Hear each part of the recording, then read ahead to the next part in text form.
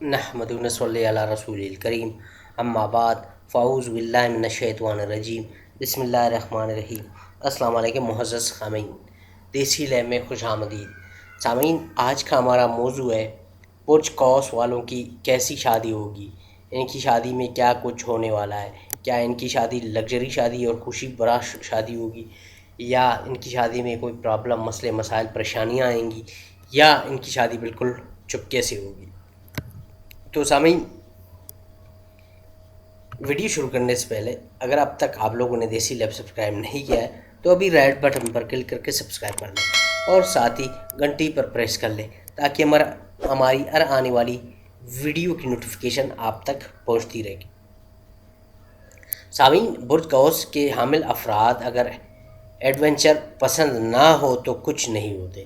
ایسے لوگ اپنی شادی کی تقریب آؤٹ ڈور میں رکھنے کو ترجیح دیتے ہیں اور یہ تقریب تفریح سے بھرپور ہوتی ہے۔ یہ لوگ تقریب کے مقام اور لباس کے انتخاب میں آرام و سکون کو پہلی ترجیح دیتے ہیں۔